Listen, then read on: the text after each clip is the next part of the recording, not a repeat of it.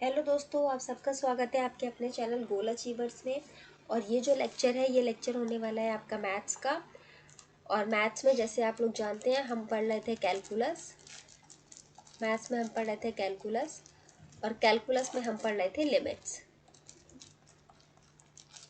ठीक है, लिमिट्स हम कैलकुलस में पढ़ रहे थे और इसमें हमने हमारा कहाँ तक पढ़ लिया था। मैंने आपको ये चीज़ सिखा दी थी कि हम लिमिट्स कैसे निकालते हैं, कि जब हमारा लेफ्ट हैंड लिमिट और राइट हैंड लिमिट आपकी इक्वल होती है तब हमारा वो फंक्शन एग्जिस्ट करता है। अगर हमारी ये दोनों लिमिट इक्वल नहीं है तो हमारा फंक्शन एग्जिस्ट नहीं करेगा। अब हम चलते हैं इसमें अपना और आगे। और अब मैंने आपको कल छोड़ा था जहाँ पे मैंने आपको बताया था कि अब हम नेक्स्ट अपना जो भी होगा हमारा लेक्चर उसमें हम पढ़ेंगे एल्जेब्रा ऑफ लिमिट्स। ठीक है, एल्जेब्रा ऑफ लिमिट्स। स्पेलिंग थोड़ी सी यहाँ होगी, एल्जेब्रा ऑफ लिमिट्स। ठीक है, अब एल्जेब्रा ऑफ लिमिट्स क्या होता है, उससे पहले आप इसको जानने से पहले आप ये जानिए कि एल्जेब्रा क्या होता है। देखिए, एल्जेब्रा हम जानते हैं कि हमारा सिंपल जो हमने आज तक सॉल्व किया है कि प्लस माइनस मल्टीप्लाई डिवाइड, ये जो फंक्शंस होते हैं ये हमारे एल्जेब्रा में आते हैं। तो एल्जेब्रा ऑफ लिमिट्स की जब हम बात करते हैं तब भी हम इन्हीं चार बेसिक फंक्शंस की बात करते हैं। हमें इन्हीं चारों फंक्शंस को ही सॉल्व करना होता है अपने इक्वेशंस में, और उसे हम क्या कहते हैं, एल्जेब्रा ऑफ लिमिट्स। जैसे फॉर एग्जांपल अगर मैं आपसे कहूँ कि हमारे पास है 2 + 3, आपने सिंपल इन दोनों को ऐड कर दिया, 5 आ गया आपका। अब मैं आपसे कहूँ limit x tends to b ax + bx, इसका आप आंसर बताइए। While ax equals to 2 and 2 + x and bx equals to 3 + x। तो ये थोड़ा सा हमें देखने में थोड़ा सा कॉम्प्लेक्स लगता है इन कंपैरिजन टू सिंपल सा 2 + 3 अगर हम दे देते हैं तो। ठीक है, तो ये जो है इस तरह से जो हमारे क्वेश्चंस दिए हुए होते हैं वो हमारे सॉल्व होते हैं एल्जेब्रा ऑफ लिमिट से। अब कैसे सॉल्व होते हैं, उसकी क्या इक्वेशंस है वो मैं आपको बताती हूँ। देखिए, एल्जेब्रा ऑफ लिमिट्स।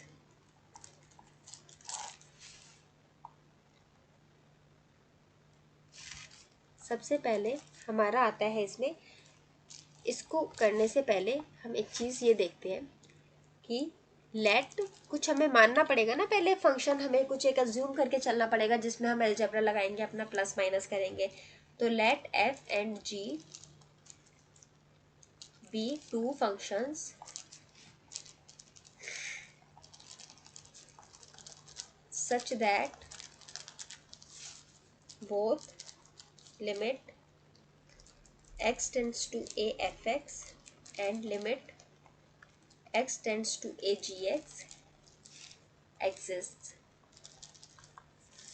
क्या बोला है कि ऐसा मानिए कि f और g जो है ये दो फंक्शंस हैं और इनकी limit limit x tends to a fx अगर है हमारा, और जब हमारा इसी फंक्शन gx का लिमिट x टेंड्स टू है तब इन दोनों ही कंडीशंस में आपकी ये जो है फंक्शंस एग्जिस्ट करते हैं। मतलब इस लिमिट के साथ दोनों ही डोमेन में आपका फंक्शन जो है वो एग्जिस्ट करता है। अगर ये ट्रू है, अगर ये दोनों फंक्शन एग्जिस्ट कर रहे हैं तब देन आप क्या करेंगे।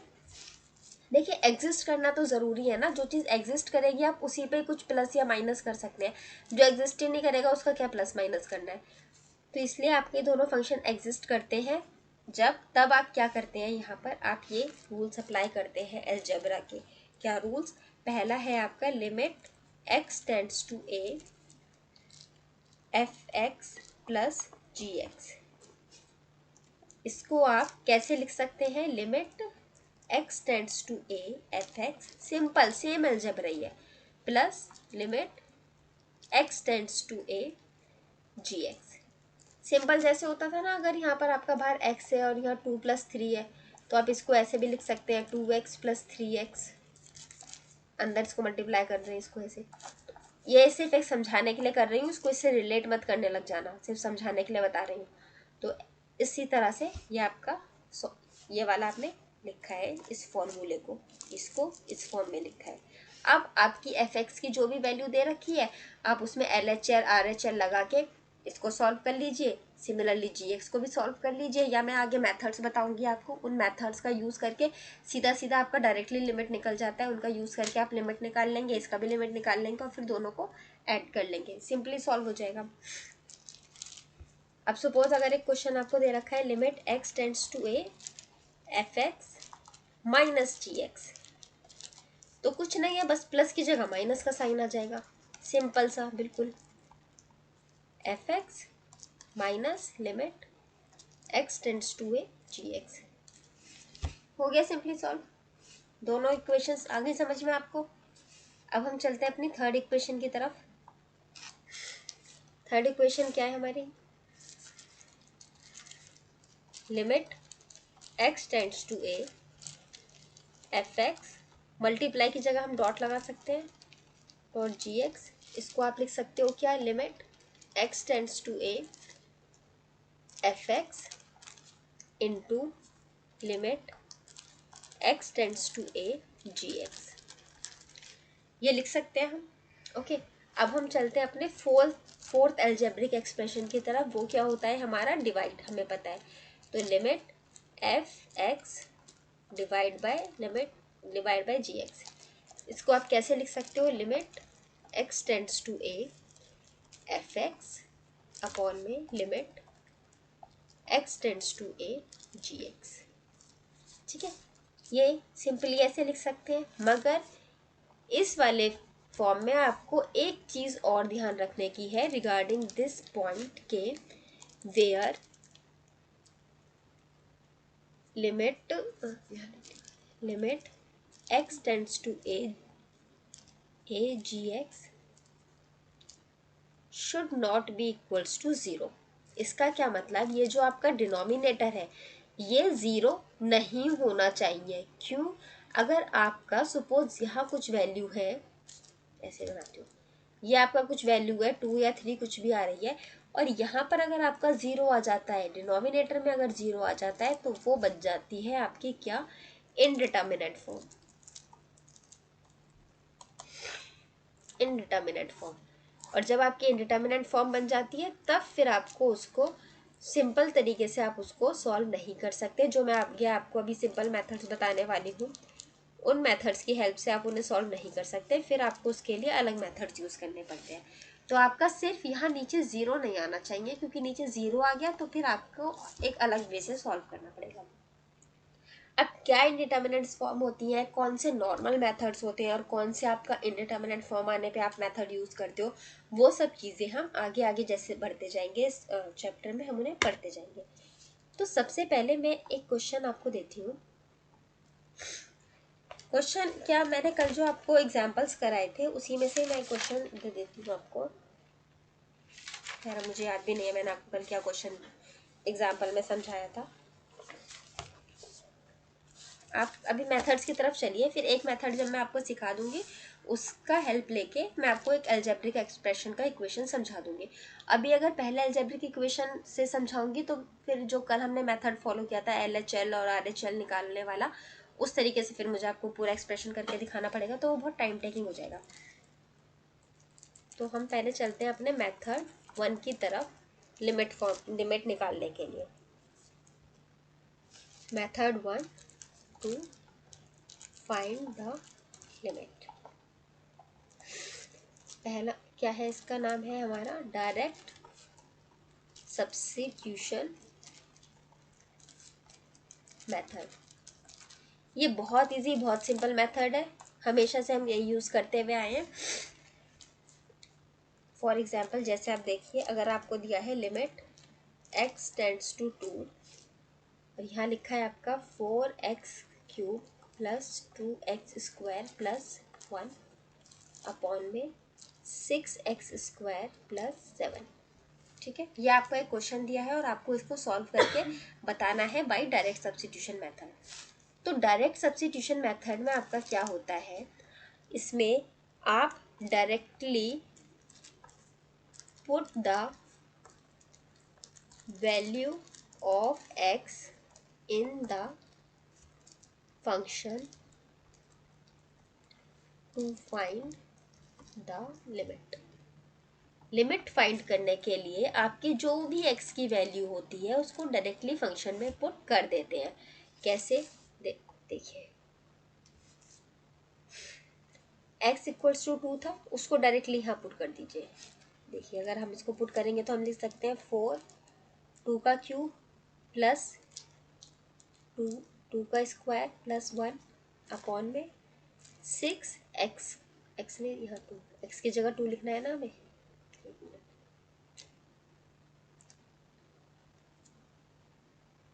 6 x की जगह 2 लिखना है, 2 square plus 7।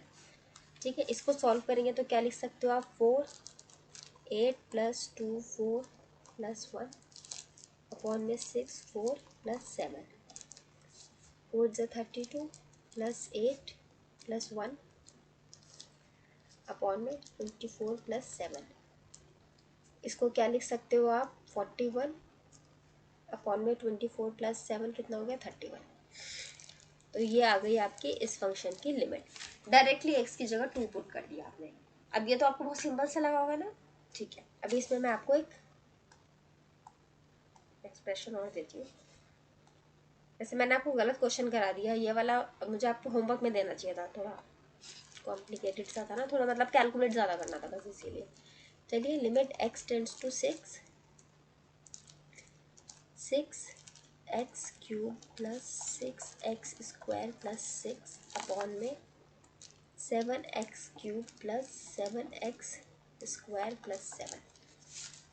What is the limit of our function? ठीक है, ये है आपका आज का फर्स्ट होमवर्क क्वेश्चन। ठीक है, इसे आपको होमवर्क में घर से कर लाना है, और बिल्कुल लाना है, क्योंकि फिजिक्स में क्योंकि आप लोग होमवर्क करके नहीं लाते हैं और आप किसी भी क्वेश्चन का आंसर नहीं देते हैं। अगर ऐसा करेंगे तो फिर मैं आपको होमवर्क क्वेश्चन देना ही बंद कर दूंगी। फिर ना होमवर्क क्वेश्चन मैं दूंगी, फिर आपकी प्रैक्टिस नहीं हो पाएगी एंड फिर वो आपका ही लॉस है। तो इसलिए मुझे होमवर्क का आंसर चाहिए पॉजिटिवली। तो ये आपका एक क्वेश्चन है, इसका आपको बताना है आंसर। अब हम एक क्वेश्चन में आपको बताती हूँ अलजेब्रिक वाला इक्वेशन से।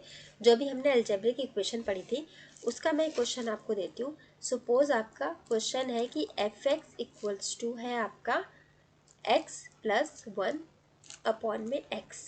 ठीक है, and limit and g x है आपका एक्स स्क्वायर प्लस एक्स। ठीक है, limit x tends to 1 f x plus g x. What is the limit?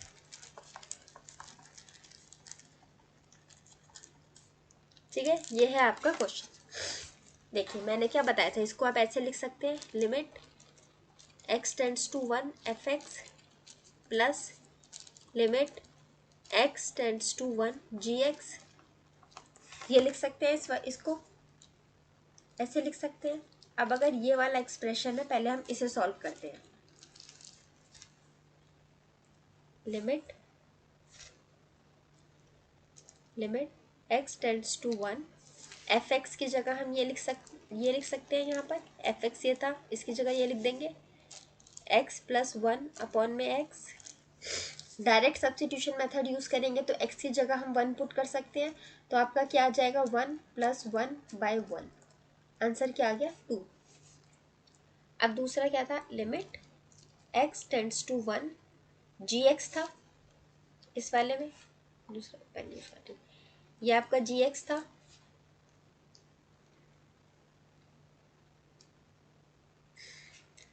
Limit x tends to 1 g x की जगह क्या है? ये है, इसे हम यहाँ पुट कर सकते हैं एक्स स्क्वायर प्लस एक्स। ठीक है, इसको जब सॉल्व करेंगे, वैल्यू पुट करेंगे तो क्या आएगा? 1 का स्क्वायर प्लस 1। इसको ये 1 ये भी 2 आ जाएगा सॉल्व करके। 2 आ गया ये आपका सॉल्व करके। अब हम यहाँ पर इस टर्म की जगह, ये हमारा 2 आ गया था, इस टर्म की जगह ये हमारा 2 आया था, हम 2 लिख सकते हैं, प्लस यहाँ पे भी हमारा 2 आ गया था, इसको हम लिख सकते हैं 2। आंसर हमारा क्या आ गया, 4 आ गया। तो हमारी इस फंक्शंस के लिए लिमिट क्या हो गई, 4 हो गई। अब मैं इसका भी एक होमवर्क क्वेश्चन आपको देती हूँ। क्वेश्चन है आपका, suppose f x equals to x square plus x, same वही दे देती हूँ, and g x will be आपका 2 प्लस एक्स, सिंपल देती हूँ। आपका क्वेश्चन है limit x tends to 3 f x by g x, नहीं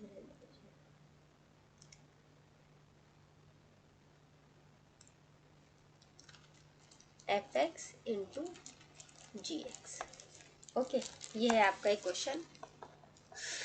इसमें आपको निकालना है क्या, लिमिट। एक क्वेश्चन और है, f x equals to 4x plus 1 and g x equals to x square minus 9। ठीक है, क्वेश्चन है आपका limit x tends to 3 f x upon में जी एक्स, इसकी आपको लिमिट बतानी है। ठीक है,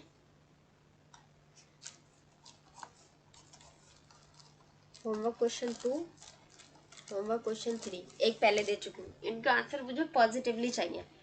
ठीक है, और इस क्वेश्चन को जरूर ट्राई करना। अब हम चलते हैं अपने नेक्स्ट टॉपिक की तरफ। मैंने आपको बता दिया हमारा अलजेब्रा ऑफ लिमिट समझा दिया, और उसके बाद मेथड्स पढ़ा रही थी। मेथड्स में मैंने आपको फर्स्ट मेथड बता दिया है, डायरेक्ट सब्स्टिट्यूशन मेथड। अब हम चलते हैं अपने नेक्स्ट मेथड की तरफ, जिसका नाम है फैक्टराइजेशन मेथड। लेकिन फैक्टराइजेशन मेथड या और कोई मेथड हम क्यों यूज करें, अगर हमारे पास बिल्कुल सिंपल सा एक मेथड है, डायरेक्ट सब्स्टिट्यूशन मेथड, और इसमें हमें बस डायरेक्टली वैल्यू पुट करनी है एक्स की और हमारा आंसर आ जाता है, तो हम और कोई मेथड क्यों यूज करें।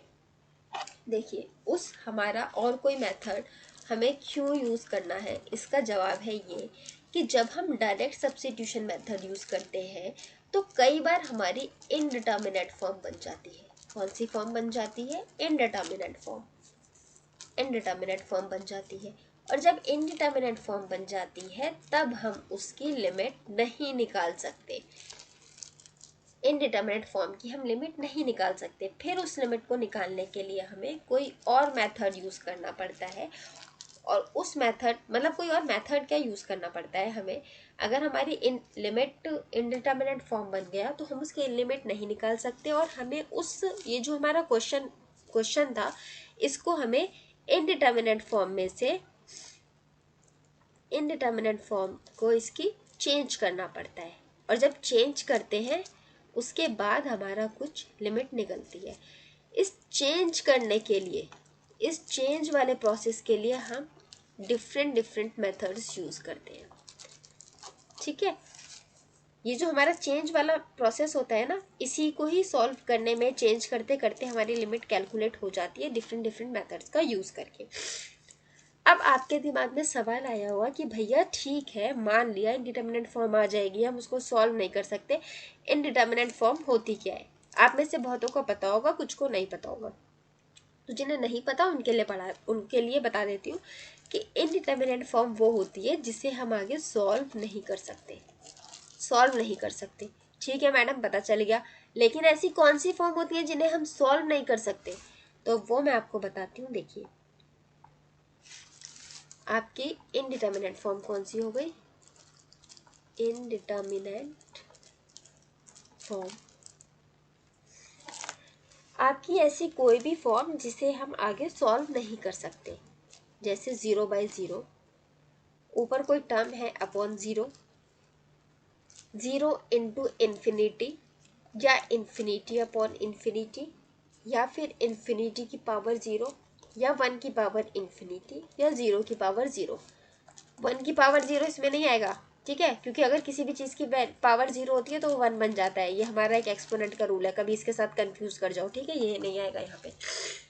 अगर हमारी इसमें से कोई फॉर्म आती है तो उसे हम कहते हैं इनडिटर्मिनेट फॉर्म। अगर हमारा एक्सप्रेशन डायरेक्ट सब्स्टिट्यूशन मेथड की हेल्प में से इसमें से किसी भी फॉर्म के रूप में आ जाता है तो उसको फिर हम सॉल्व नहीं कर सकते और हमें दूसरे मेथड्स यूज करने पड़ते हैं। एक बहुत फेमस मेथड जो हम यूज करते हैं जनरली हमेशा वो है एल हॉपिटल रूल।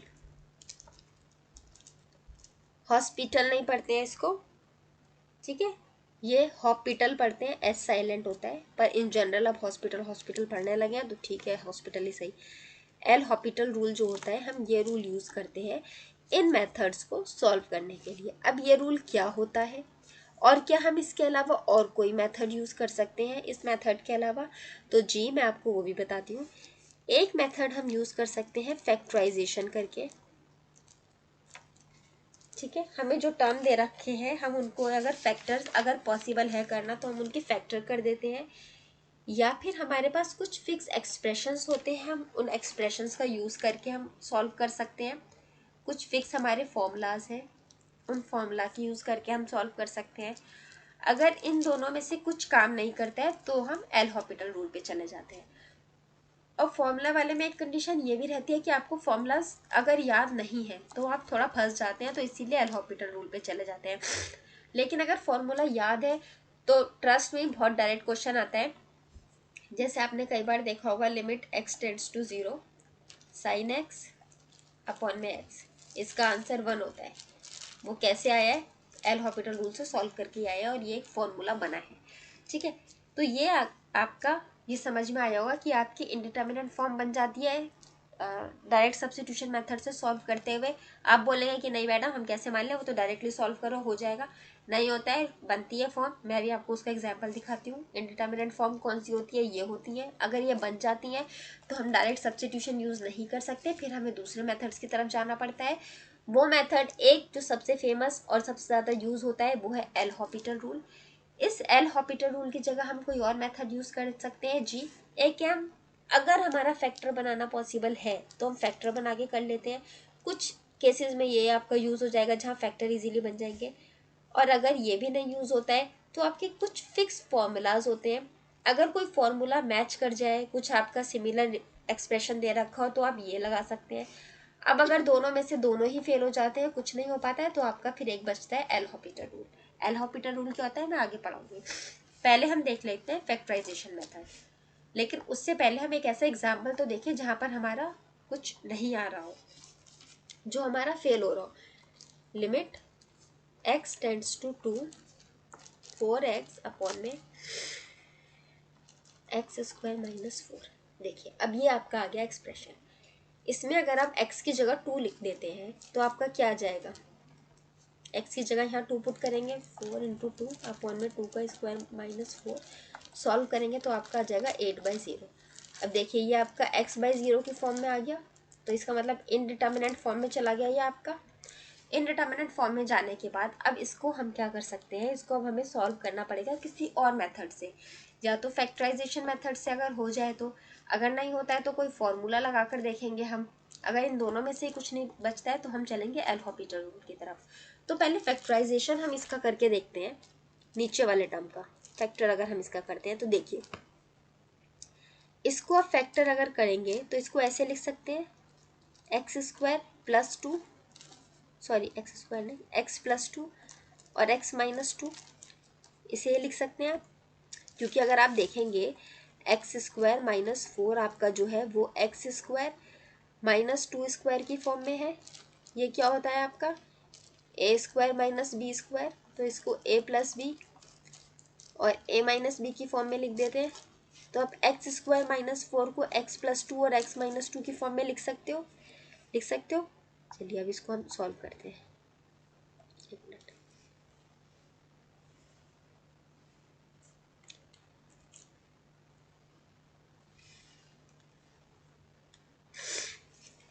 देखिए इसको अगर जब हम सॉल्व करेंगे तो हम यहाँ लिख सकते हैं limit x tends to 2 4x upon में x प्लस 2 और x माइनस 2, ये लिख सकते हैं। अब x की जगह अगर हम 2 पुट करें by direct substitution method, final तो ज़्यादातर वही यूज़ होता है फाइनल एक्सप्रेशन निकालने के लिए, x की जगह 2 पुट करें तो ये आ जाएगा 4 इंटू 2 अपॉन में 2 प्लस 2 एंड 2 माइनस 2।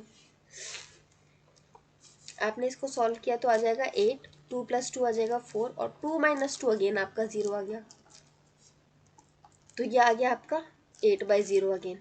तो देखिए यहाँ पर आपका फैक्टराइजेशन भी वर्क नहीं करा फैक्टराइजेशन वर्क। अब आपको इसमें लगाना होता है कोई फॉर्मूला कौन सा लगाते हैं वो अभी मैं आपको आगे बताऊंगी हम कौन सा फॉर्मूला लगा सकते हैं यहाँ पे। और आपका फिर उसके बाद आता है एल हॉपिटल रूल। अब अगर इसको हम एल हॉपिटल रूल से करेंगे ना तो ये हो जाएगा सॉल्व। एल हॉपिटल रूल से सॉल्व हो जाएगा, लेकिन अभी हम एल हॉपिटल रूल पे नहीं जा रहे हैं, वो 1 बाय 1 आएंगे। पहले हम एक आध देख लेते हैं फैक्टराइजेशन से कोई क्वेश्चन ऐसा जो सॉल्व हो जाए। इस क्वेश्चन में आपने देख लिया कि ये डायरेक्ट सब्स्टिट्यूशन से नहीं हुआ, हमने फैक्टराइजेशन लगाया, उसके बाद भी ये सॉल्व नहीं हुआ। इसके बाद हम देखेंगे फॉर्मूला, लेकिन मैं आपको बताऊंगी कि इसमें कोई फॉर्मूला भी मैच नहीं कर रहा है। तो जब फॉर्मूला भी मैच नहीं करेगा तो फिर हम चलते हैं एल हॉपिटल रूल की तरफ। एल हॉपिटल रूल पे हम आएंगे बाद में, जब मैं आपको पढ़ाऊंगी पूरा एल हॉपिटल रूल। अभी बीच में जंप करने का कोई लॉजिक नहीं है। तो एक एग्जांपल मैं आपको दे देती हूँ फॉर फैक्टराइजेशन मेथड, ताकि आपको फैक्टराइजेशन मेथड भी समझ में आ जाए। Limit x tends to 2 3x² minus x minus 10 upon में x² माइनस 4। ठीक है, नीचे वाले टर्म के सिमिलरली आप फैक्टर जैसे हमने पहले बनाए थे बना सकते हैं। ऊपर क्या था, पहले सिंपल 4x था, अब यहाँ पे हम फैक्टर बनाएंगे तो जो हमारा x माइनस 2 वाला बन रहा था ना, वो हम कुछ इस तरह से बनाएंगे कि ऊपर नीचे कैंसिल हो जाए फैक्टर, ताकि नीचे 0 वाला टर्म ही ना बने हमारा। देखिए दिखाती हूँ कैसे। 3x² minus x minus 10 upon में इसको x प्लस 2 और x माइनस 2 लिख सकते हैं। ठीक है, अब अगर हम इस टर्म को तोड़ दें, मिडल टर्म को अगर हम स्प्लिट करते हैं तो हम इसे कैसे स्प्लिट कर सकते हैं। देखिए 3x² minus 6x minus plus 5x minus 10 लिख सकते हैं हम इस वाले टर्म को, क्योंकि यहाँ माइनस का साइन था तो ये वाला माइनस का और ये वाला प्लस का, इसको जब सब्ट्रैक्ट करोगे तो x आ जाएगा, और 6 5 को जब मल्टीप्लाई करोगे तो 30 आएगा, और इन दोनों को भी जब मल्टीप्लाई करते हो आप तो 30 आता है। पता है ना ये कैसे स्प्लिट करते हैं, ये वाला फैक्टराइज इस फॉर्म से इस फॉर्म में लाने का तरीका पता है ना आप लोग को। अगर किसी को नहीं पता है तो प्लीज़ कमेंट बॉक्स में पूछिएगा, या तो मैं बताऊंगी फिर आपको इस फॉर्म में लाने का जो मेथड होता है, अगर नहीं पता है किसी को तो।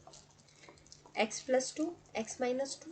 ठीक है, अब अगर आप यहाँ पे फैक्टर्स जो बनाते हैं हम रूट्स निकालने के लिए जैसे बनाते थे वो बनाएंगे, तो यहाँ पर क्या आ जाएगा आपका 3x x minus 2 plus 5x minus 2 upon में x प्लस 2 x माइनस 2। इसको आगे सॉल्व करेंगे। Limit x tends to 2 3x plus 5 और x माइनस 2 अपॉन में x प्लस 2 x माइनस 2। अब देखिए ऊपर नीचे x माइनस 2 आ गए, ये दोनों एक दूसरे को कैंसिल आउट कर देंगे, ये कैंसिल आउट हो गए, तो हमारा क्या रह गया, limit 3x plus 5 x tends to 2 upon में x प्लस 2, ये आ गया। अब यहाँ पर हम x की जगह डायरेक्टली 2 लिख सकते हैं। यहाँ करती हूँ, यहाँ आगे सॉल्व करती हूँ, क्या आ जाएगा हमारा, अगर हम वैल्यू पुट करेंगे तो आ जाएगा 3 इंटू 2 प्लस 5 अपॉन में 2 प्लस 5 2 प्लस 2, सॉल्व करेंगे तो 11/4। यह आ गया आपका, ये हो गई आपकी इस एक्सप्रेशन की लिमिट। तो देखिए फैक्टराइजेशन मेथड से हमारा निकल गया, और इससे पहले वाला जो मैंने क्वेश्चन बताया था उसमें फैक्टराइजेशन से नहीं निकला था, वहाँ फैक्टराइजेशन मेथड भी फेल हो गया था, तो हमें नेक्स्ट कोई और मेथड उसके लिए देखना पड़ता। क्या हम मेथड देखेंगे वो मैं बाद में बताऊंगी, पहले हम यही देखते हैं अपना। यहाँ पे हमारा फैक्टराइजेशन से जब हमने किया तो हमारा ये वाला सॉल्व हो गया। अब हम चलते हैं कुछ दूसरे क्वेश्चंस की तरफ जहाँ पर हमें फॉर्मूला लगा के सॉल्व करना होता है। ठीक है, फॉर्मूला लगा के सॉल्व करने के लिए आपको पहले पता होने चाहिए फॉर्मूलाज क्या क्या हम लगा सकते हैं। अब फॉर्मूलाज पे जाने से पहले आप देखिए कि आपको पहले ये पता होना चाहिए कि जो आपका वो फॉर्मूलाज हैं वो आए कहाँ से हैं। ठीक है, वो फॉर्मूलाज आपके आए हैं एल हॉपिटल रूल को सॉल्व करने से। ठीक है, देखिए अब मैं अज्यूम करती हूँ कि आपको एल हॉपिटल रूल पता है। अब मैं से पता नहीं पता होगा नहीं पता होगा, चलिए मैं बता ही देती हूँ एल हॉपिटल रूल क्या होता है। एल हॉपिटल रूल, ठीक है, एल हॉपिटल रूल में क्या होता है कि अगर हमारा कोई भी फंक्शन जो इनडिटर्मिनेट फॉर्म में पहुंच गया है उसको सॉल्व करने के लिए हम क्या करते हैं कि हमारा जो भी न्यूमरेटर है उसे और जो डिनोमिनेटर है उसे सेपरेटली डिफरेंशिएट करते हैं। जैसे अगर मैं बात करूं limit x tends to a f x upon में जी एक्स, सपोज ये वैल्यू पुट करने के बाद हमारा 0/0 या इन्फिनिटी बाय या इन्फिनिटी या और भी कोई इनडिटर्मिनेट फॉर्म बन जाती है। ठीक है, इनडिटर्मिनेट फॉर्म बन गई अब ये हमारी, तो इसको इनडिटर्मिनेट फॉर्म से बाहर निकालने के लिए हम इस पर लगाएंगे L Hôpital rule. L Hôpital rule में क्या होता है, हमें इस टर्म को डिफ्रेंशिएट करना पड़ेगा, मगर क्या है कि आपको न्यूमरेटर को अलग डिफ्रेंशिएट करना पड़ेगा और डिनोमिनेटर को अलग डिफ्रेंशिएट करना पड़ेगा। जैसे limit x tends to a f dash x आप अलग करेंगे एंड जी डैश एक्स आप अलग डिफ्रेंशिएट करेंगे। यहाँ पर आपका जो डिफ्रेंशिएशन का जो आपका होता है फॉर्मूला u अपॉन वी वाला, u अपॉन वी जो आपका फॉर्मूला लगता है ना, v का डिफ्रेंशिएशन इनटू u माइनस करके जो आपका डिवीजन रूल होता है डिफ्रेंशिएशन का, आपका वो यूज नहीं होता है। और जब आप न्यूमरेटर को अलग डिफ्रेंशिएट करते हो एंड डिनोमिनेटर को अलग डिफ्रेंशिएट करते हो तो उसे हम कहते हैं एल हॉपिटल रूल। ठीक है, अब जब आप इसको डिफ्रेंशिएट कर दोगे तब आप, और उसके बाद डिफ्रेंशिएट कर दिया आपने, अब आप इसमें x की वैल्यू पुट करोगे, x की जगह ये जो आपका वैल्यू दे रखा है वो यहाँ पुट करोगे और उसके बाद आपका जो आंसर आएगा वो आपकी लिमिट होगी। अब सपोज हमने वैल्यू पुट कर दी मगर अब भी हमारा इनडिटर्मिनेट फॉर्म में ही आया। जैसे हमने क्या किया था इससे पहले जो मैंने आपको क्वेश्चन करवाया था, इसका पहले का पहला क्वेश्चन जिसमें आपका डायरेक्ट सब्स्टिट्यूशन से नहीं हुआ, फिर फैक्टराइजेशन से किया मगर तब भी नहीं हुआ सॉल्व। अगर सपोज सिमिलरली यहाँ पर भी ऐसा कुछ हो जाता है कि इसको आपने सॉल्व डिफ्रेंशिएट कर दिया, एल हॉपिटल रूल लगा दिया, वैल्यू पुट करी, फिर आपकी इनडिटर्मिनेट फॉर्म बन गई, फिर सॉल्व नहीं हो पाया, तब आप क्या करेंगे, फिर आप इसमें दोबारा एल हॉपिटल रूल लगाएंगे। इसका मतलब फिर आप इसको दोबारा से डिफ्रेंशिएट करेंगे, और डिफ्रेंशिएट कैसे करेंगे, न्यूमरेटर को अलग डिफ्रेंशिएट करेंगे एंड डिनोमिनेटर को अलग डिफ्रेंशिएट करेंगे, डबल डिफ्रेंशिएशन हो गया।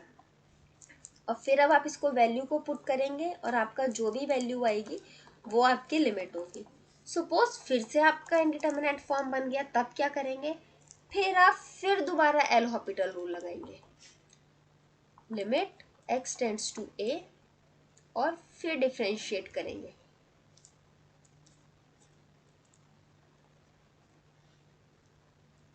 इसको हम क्या बोलेंगे, ट्रिपल डिफ्रेंशिएशन। ठीक है, तो एल हॉपिटल रूल में क्या होता है, आप ऊपर वाले टर्म को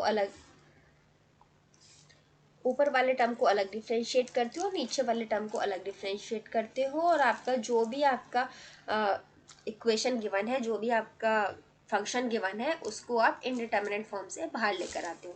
जैसे फॉर एग्जांपल अगर मैं बात करूं, जब हमने एक क्वेश्चन देखा था अभी थोड़ी देर पहले, limit x tends to 2 4x upon में x स्क्वायर माइनस 2।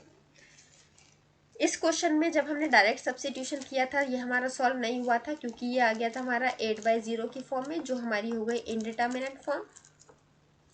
फिर हमने इसमें किया फैक्टराइजेशन, तब भी हमारा सॉल्व नहीं हुआ था क्योंकि फिर आ गई थी हमारी दोबारा से 8/0 की फॉर्म, 4 × 0 आया था सॉल्व करके, तो ये 8/0 आ गया। ये वाला फॉर्म आ गया, तो अगेन ये इंडिटर्मिनेट फॉर्म आ गया।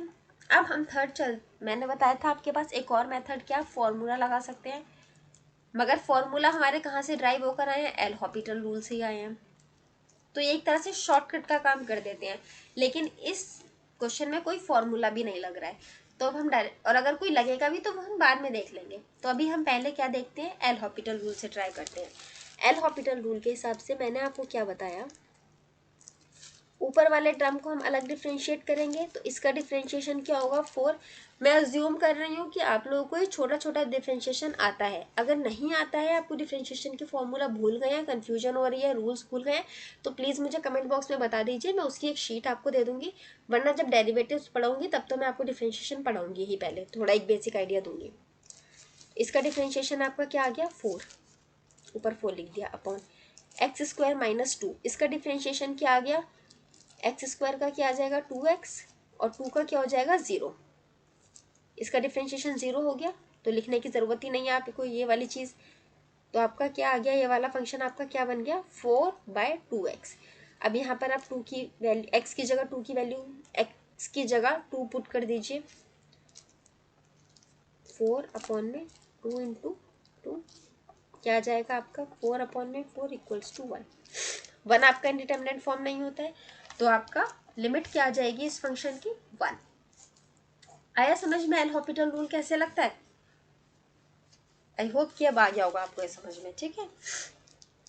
अब इससे ड्राइव होकर हमारे बनते हैं कुछ फॉर्मूलाज।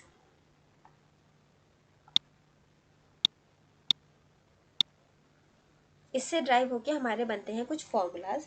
अब इसके लिए ना आप क्या कीजिए, अब वो फॉर्मूला ड्राइव होकर कैसे आए कैसे नहीं आए वो एक बहुत लंबी कहानी है, बहुत टाइम लग, उसका ड्राइव करने का कोई यूज़ नहीं है, डेरिवेशन समझने का।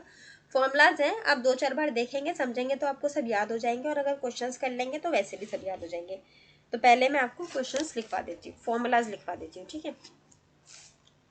ये फॉर्मूलाज आप नोट कर लीजिए, बहुत इंपॉर्टेंट फॉर्मूला है। डायरेक्ट लगता है फॉर्मूले, डायरेक्ट आप देखेंगे ना, डायरेक्ट इसके क्वेश्चन आए हुए होते हैं। फर्स्ट फॉर्मूला आपका, limit x tends to a, x की पावर n माइनस a की पावर n अपॉन में x माइनस a। इसको आप क्या लिख सकते हैं डायरेक्टली, n a की पावर n माइनस 1। जैसे फॉर एग्जाम्पल अगर मैं आपसे बात करूँ, अगर आपका कोई क्वेश्चन है, सपोज उसमें लिमिट x टेंड्स टू 1 दे रखी है, और आपका यहाँ x² माइनस 5² अपॉन में x माइनस 5 ऐसे आ जाए, तो अब आप यहाँ पे 1, और यहाँ पे आपकी लिमिट दे रखी है, कुछ टफ सी बताती हूँ, 77, ठीक है, 77। अब एक ऑप्शन है आपके पास कि आप ये लिमिट यहाँ पुट कीजिए 77, इसका स्क्वायर करिए, यहाँ पे पुट कीजिए, फिर माइनस कीजिए और पूरा सॉल्व कीजिए।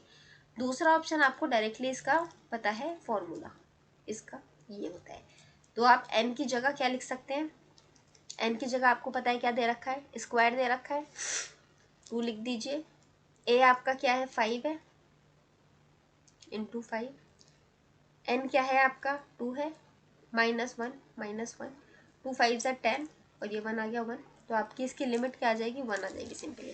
अब आप बोलेंगे नहीं नहीं मैडम ये कैसे आ सकती है, देखिए ये तो इतना टफ सा कॉम्प्लेक्स सा है, और इसको जब आप सॉल्व करेंगे तो आपका 10 तो नहीं आएगा, 10 ही आएगा, 100% 10 ही आएगा। क्यों, देखिए 77 का स्क्वायर, 77 का आपने स्क्वायर किया, माइनस उसमें से 5 का स्क्वायर कर देंगे आप 25, अपॉन में 77 माइनस 5 जब आप देखेंगे तो कितना आ जाएगा, 77 माइनस 5 आ जाएगा आपका 72। इसको माइनस करने के बाद 72 से डिवाइड करने के बाद आपका आंसर 10 ही आएगा, 100% 10 ही आएगा, ठीक है। तो आपको इतना बड़ा ये 77 के स्क्वायर के आप कैलकुलेशन से बच गए और आपका आंसर 10 आ गया। और 77 तो मैंने छोटा टर्म दे दिया, वो तो कुछ ऐसा देते हैं 126 या कुछ 1027 ऐसा कुछ लंबा सा देते हैं, जिसका आप अगर स्क्वायर से निकालने बैठे तो स्क्वायर ही निकालते रह जाएंगे डायरेक्ट सब्स्टिट्यूशन के लिए। आपका ये डायरेक्ट फॉर्मूला हो गया। और उसमें भी क्या ना, ऐसे फंसाते हैं कि डायरेक्ट सब्स्टिट्यूशन से जब आप करेंगे ना तो आपका इनडिटर्मिनेट फॉर्म बन जाएगा, फिर आपको एल हॉपिटल रूल लगाना पड़ेगा, बस घूमते ही रह जाते हो इस क्वेश्चन में। तो इसलिए इससे अच्छा है डायरेक्ट फॉर्मूला याद करके रखो। तो आपको फर्स्ट फॉर्मूला समझ में आ गया। सेकेंड अप की तरफ हम चलते हैं, तो वो भी सेम ऐसे ही है, एक याद हो जाएगा तो दूसरा भी याद हो जाएगा, एक्सटेंस टू ए। इसमें क्या है, x की पावर m माइनस a की पावर m अपॉन, यहाँ पर x की पावर कुछ नहीं थी तो इसका मतलब यहाँ 1 होती है, इसकी भी 1 होती है। यहाँ पर है x की पावर n माइनस a की पावर n। सेम यही एक्सप्रेशन है, सिर्फ x की पावर n की, x की पावर यहाँ 1 की बजाय n है, मतलब अब यहाँ पर स्क्वायर या कुछ भी आ सकता था।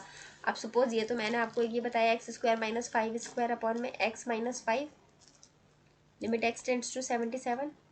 अब सपोज कीजिए यहाँ पर भी नीचे स्क्वायर और स्क्वायर तो कैंसिल हो जाता, सॉरी, क्यूब एंड क्यूब दे दिया। तो अब बताइए कैसे करेंगे, डायरेक्ट सब्स्टिट्यूशन से तो बहुत टफ हो जाएगा और यहाँ पे ये वाला फॉर्मूला भी नहीं लग रहा है, तो अब क्या करेंगे। तो इसके लिए आपका ये वाला फॉर्मूला आता है। इसके लिए आपको क्या करना है, कुछ नहीं, जो ऊपर की लिमिट है वो ऊपर लिखो, ऊपर का जो पावर है वो ऊपर लिखो, नीचे की जो पावर है वो नीचे लिखो। कॉमन टर्म आपका क्या था, ए था, ए। और डिवाइड में जब आपकी पावर्स होती है तो क्या होती है, माइनस होती है एक दूसरे से, m माइनस n। सेम चीज यहाँ पे भी वही थी, देखिए ऊपर की पावर आपने ऊपर लिखी, नीचे की पावर आपने नीचे लिख दी। 1 का तो नीचे डिनोमिनेटर में कोई फर्क पड़ता नहीं है तो हम हटा देते हैं। ए, ये वाला ए ऐसे लिखा क्योंकि एक्स तो आपका वेरी कर रहा है, ये कांस्टेंट दे रखा है ए, तो ए आपने जो भी है वो लिखा, ऊपर की पावर माइनस नीचे की पावर, क्योंकि डिवीजन में आपकी पावर माइनस होती है। ये दूसरा फॉर्मूला भी आ गया समझ, याद हो गया। आई होप कि आपको याद भी हो गए होंगे ये फॉर्मूला। आप इस तरह का एक्सप्रेशन देखेंगे तो एकदम से आप फॉर्मूला बना पाएंगे। ऊपर की पावर ऊपर, नीचे की पावर नीचे, कांस्टेंट आपका, और ऊपर की पावर माइनस नीचे की पावर, जो आपका डिवीजन का रूल है नॉर्मली। ऊपर की पावर ऊपर, नीचे की पावर नीचे, कांस्टेंट, ऊपर की पावर माइनस नीचे की पावर। दोनों फॉर्मूलाज याद हो गए। अब चलते हैं हम अपने थर्ड फॉर्मूला की तरफ।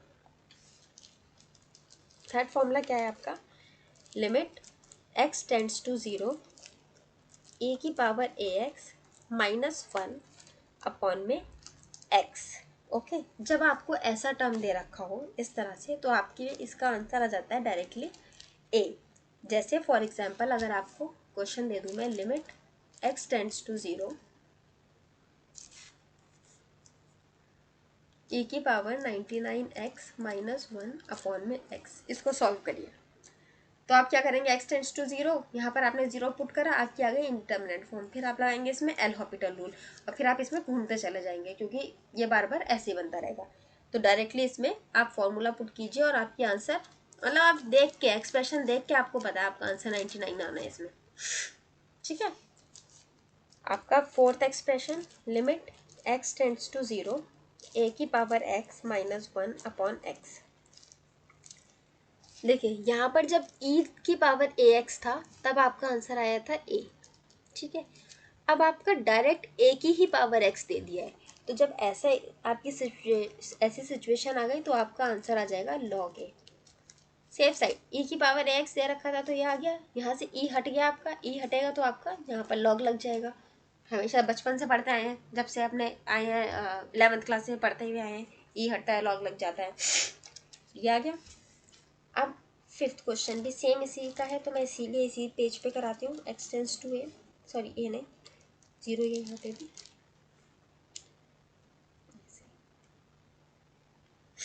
देखिए मैंने भी नहीं ऐसे ही याद किए हुए रिलेट कर करके, अगर वैसे आप याद करेंगे तो याद नहीं रहेगा। a की power x minus b x upon में x। देखिए अभी तक यहाँ 1 था, यहाँ भी 1 था, जैसे हमने इससे पहले वाले एक्सप्रेशंस में देखा था क्या था x और यहाँ a की पावर n अपॉन में x माइनस a, तो आपका सिंपल सा n माइनस 1 हो गया था। जैसे ही वो m वाला सिचुएशन आया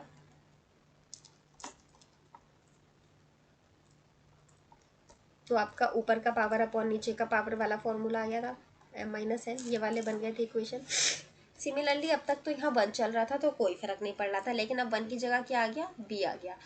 अब आपका e हटाए तो log तो आएगा ही आएगा, जैसे यहाँ आया था। पहले आपका a है तो ऊपर a आ जाएगा, अब माइनस का साइन है यहाँ बीच में तो आपका log के साथ नीचे b आ जाएगा। अब सपोज यहाँ प्लस का साइन रहता तो यहाँ पर log a इंटू बी हो जाता, पर वो फॉर्मूला है नहीं तो हम उसको लगाएंगे नहीं, ये सिर्फ आपको याद कराने के लिए था कि यहाँ माइनस का साइन था तो log के साथ नीचे माइनस में बी चला गया, वहाँ पे डिवीजन था तो आपकी पावर नीचे चली गई थी, यहाँ पर लॉग है और माइनस का साइन है तो आपका डिवाइड में आ गया बी। ठीक है, आ गया समझ में। सपोज आपको क्वेश्चन दे रखा है 121 की power limit a tends to 0, 121 की पावर a माइनस 119 की पावर a अपॉन में a।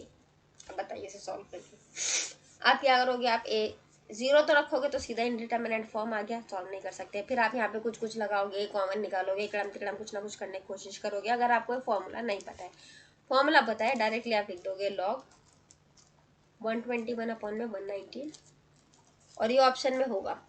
ठीक है, और ये सेकंड या थर्ड ऑप्शन होगा और उसके पहले के ऑप्शन होंगे लॉग 119/121, इस तरह के ऑप्शन होंगे। ठीक है, और आप जब आप कोई क्वेश्चन देख के जो डरोगे सो डरोगे अलग, जैसे आप ऑप्शन में लॉग देखोगे ना तो और हवा खराब हो जाएगी। लॉग देखते अच्छा भैया तो ये होना ही नहीं है सॉल्व, चलो आगे चलो।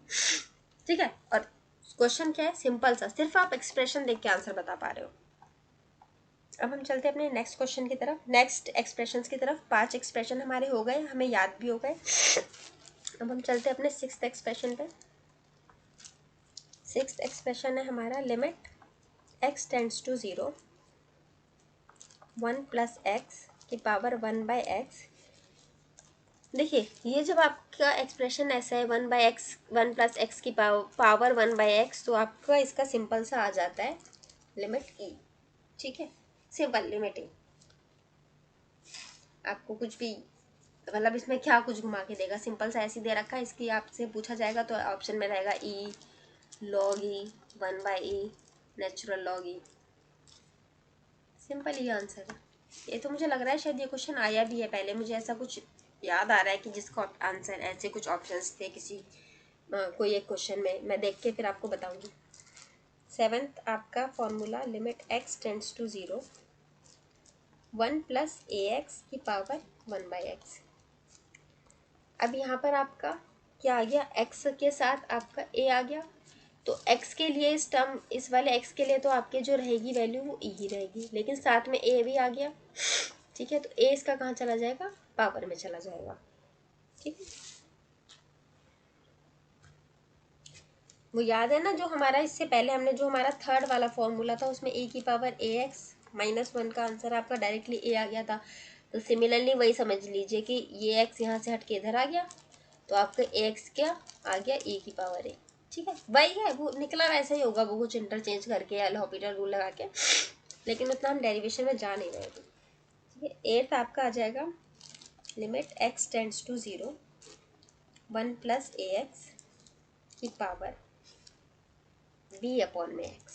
अभी तक ये 1/x चल रहा था, 1/x चल रहा था तो कुछ नहीं फर्क पड़ रहा था। अब हमारा v/x आ गया, तो 1/x के लिए और इस वाले x के लिए तो हमारा e ही आ जाएगा।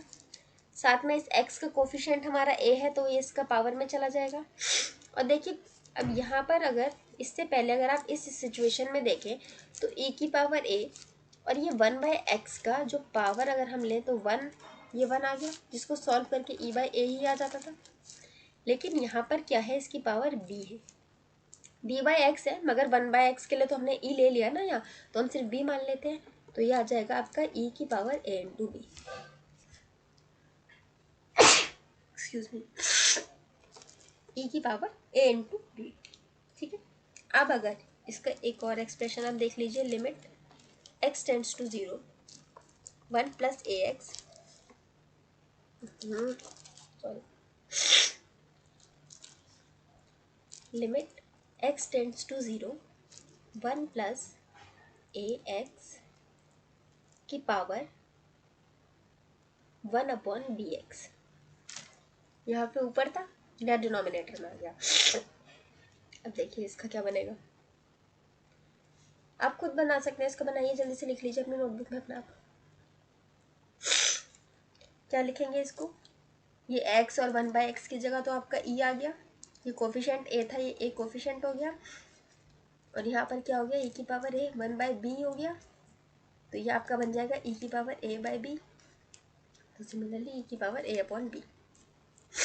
ठीक है, ये आ गया यहाँ तक समझ। अब देखिए मैं एक काम ये कर सकती थी, आपको इसकी लिस्ट दे सकती थी, लेकिन लिस्ट मैंने इसकी डायरेक्टली इसलिए नहीं दी कि फिर आपको रटना पड़ जाता। अभी आप समझ रहे हो और आपको आधे ज़्यादा फॉर्मूले तो क्लास में ही याद हो जाएंगे। ठीक है, ये आ गया। अब हम चलते हैं अपने नेक्स्ट, एक दो फॉर्मूलाज और रह गए, उन्हें भी देख लेते हैं। फिर अगर पॉसिबल नहीं हुआ, अगर आज टाइमिंग नहीं अलाउ किया टाइम में, तो फिर हम कल क्वेश्चंस देख लेंगे। देखती हूँ हमारे कितने घंटे का लेक्चर हो गया है। अभी 85 मिनट का हुआ है, अभी है 10 मिनट, हम कर सकते हैं, 5-10 मिनट ले सकते हैं। आपका 10th expression, limit x tends to infinity 1 + 1/x की पावर x। इसका आपका पावर में चला गया ना x, 1/x इस तरह का जैसे पहले भी था, x अब की पावर 1/x हो गया। यहाँ पे 1/x अंदर लिख दिया और इस x को बाहर ले गए, कुछ फर्क पड़ेगा नहीं पड़ेगा, तो आपका क्या आ जाएगा, सिंपली ई आ जाएगा। अब अगर आपका limit x tends to infinity है यहाँ पे, ठीक है, ये चीज़ याद रखना कि यहाँ इन्फिनिटी था और ये जो 1 + x वाले हम देख रहे थे तो वहाँ 0 था, तभी तो ये चीज़ यहाँ पर आई, और ये चीज़ एक्सचेंज हुई जब आपकी ये टेंड्स टू इन्फिनिटी गया, तभी ये आपका एक्सचेंज हुआ और आपकी ये लिमिट आपकी सेम ही रहेगी फिर। अब अगर सपोज ये 1 - 1/x दे देता है तो आपका क्या होगा, लिमिट यहाँ माइनस का साइन आएगा तो आपकी यहाँ पर पावर भी माइनस चली जाएगी। अब यहाँ पर कुछ लिखा नहीं है, इसका मतलब इसकी पावर 1 है, लेकिन यहाँ पर वो पावर इन्वर्स हो जाएगी। ये माइनस का साइन आया ना, ये माइनस का साइन आया तो इसका मतलब यहाँ पे -1 हो जाएगी, तो ये क्या आ जाएगा आपका 1/e। ठीक है। अब सपोज फॉर एग्जाम्पल आपसे क्वेश्चन में, मैं एग्जाम्पल के तौर पर आपको यहाँ पर देती हूँ, limit x tends to infinity 1 - 13x की पावर x। इसका आंसर क्या होगा, देखिए इसको आप क्या लिखेंगे, मैंने क्या बताया था, ये वाली जो चीज़ बाहर आ रही है ना 1, ये आपका ये वाला जो आपका यहाँ ऊपर वैल्यू है ना, ये यहाँ आती है, ये जो ऊपर वैल्यू होती है ना ये यहाँ आती है, तो ये जो वैल्यू है ये यहाँ पर आएगी, e की पावर -13। ठीक है, एक तो ये हो गया। अब अगर इसी को मैं रीफ्रेम करके ऐसे दे दूँ,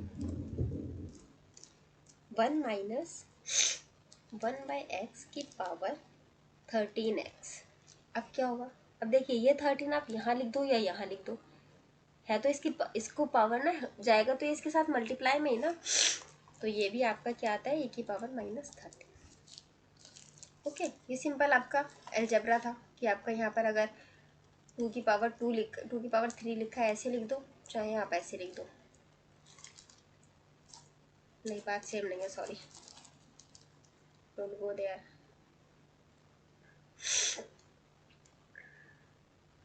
ये नहीं, इसमें आपके फॉर्मूले में ये ऐसे रहता है कि ये वाली चीज़ जो है ये सेम होती है, ठीक है, तो आपका ये बन जाएगा। अब हम चलते हैं अपने नेक्स्ट फॉर्मूला की तरफ।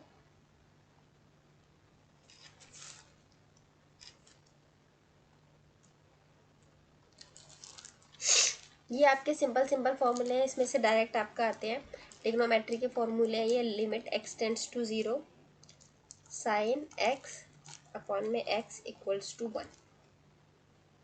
ठीक है, ये आपका sin x/x दे रखा होगा तो ये आपका 1 आ जाएगा।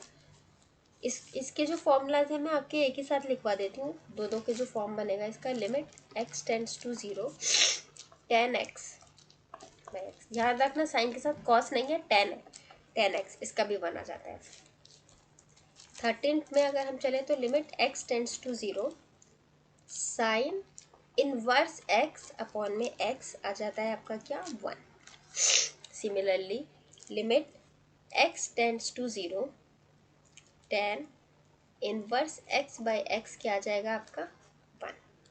ओके, अब ये चीज़ याद रखना कि यहाँ पर लिमिट x टेंड्स टू 0 था, यहाँ पे भी लिमिट x टेंड्स टू 0 है। अब अगर मैं यहाँ पर आपको ये दे दूँ, limit x tends to infinity sine x by x, तो आपका क्या आएगा, तो आपका आता है 0। ठीक है, और यहाँ पर आपका tan का केस नहीं बनता है, अब इसके साथ आता है आपका cos, limit x tends to infinity, इसको 14 डाल लीजिए, cos x by x infinity है, ये भी आएगा क्या आपका 0। ओके, तो ये आपके हो गए कुछ फॉर्मूलाज जो आपके इम्पोर्टेंट फॉर्मूला है और जो आपके यूज़ भी होते हैं बहुत ज़्यादा। ठीक है, एक दो फॉर्मूलाज और शायद होते हैं इसके, वो मैं आपको अगर कहीं क्वेश्चन आएगा कुछ फंसेगा कहीं पे तो मैं आपको बता दूंगी। एक आप एक और याद कर लीजिए कि इसका भी डायरेक्ट सा यूज़ होता है ना, इसलिए मैं आपको ये वाला भी बता रही हूँ। Limit x tends to 0, 1 minus cos x upon में एक्स इक्वल्स टू 0 आता है। ठीक है, तो ये 4-5-6 फॉर्मूले थे, इसको आप अच्छे से इनको देख लीजिए, याद कर लीजिएगा। इनको मैंने आपको बता दिया है रिलेट करके कैसे याद करने हैं, एक्सेप्ट ये लास्ट के जो 4-5 ट्रिग्नोमेट्रिक के थे, और ये बहुत डायरेक्ट आते होंगे, शायद आपने देखे भी हो, ये डायरेक्ट ये रहते हैं आपके फॉर्मूलाज। नेक्स्ट वीडियो में हम इससे रिलेटेड क्वेश्चंस करेंगे और इसके आगे का कुछ थोड़ा बहुत एल हॉपिटल रूल से रिलेटेड कुछ समझेंगे, बाकी क्वेश्चंस करेंगे। अगर यहाँ तक आपको कुछ डाउट है, कुछ समझ नहीं आया, तो प्लीज़ आप कमेंट बॉक्स में पूछिए। और अगर आपको ये वीडियो इन्फॉर्मेटिव लगी और इसमें कुछ भी अच्छा लगा तो आप इसको लाइक कीजिए, शेयर कीजिए, एंड प्लीज़ मेरे चैनल को सब्सक्राइब करिए। और आप को अगर कोई भी डाउट है तो कमेंट सेक्शन में आप डाउट पूछिए, पूरा अपना कुछ भी डाउट है किसी भी चीज़ से रिलेटेड एआई के प्रिपरेशन में, या फिर टेलीग्राम चैनल का जो डिस्कशन ग्रुप है उस पर आप अपना डाउट पूछ सकते हैं। उसका जो लिंक है मैं वो इसके डिस्क्रिप्शन बॉक्स में दे दूँगी, आप प्लीज़ लिंक चेक कर लीजिएगा। और आपके जो मैंने 3 होमवर्क क्वेश्चंस दिए उनके आंसर्स मुझे ज़रूर चाहिए, प्लीज़ उनके आंसर दीजिएगा। और फिज़िक्स वाले जो क्वेश्चन है उसके भी आंसर्स प्लीज़ करिएगा। इस वीडियो को मैं यहीं एंड करती हूँ। थैंक यू फॉर वॉचिंग, और अगर आपका कोई भी डाउट है तो प्लीज़ पूछिए।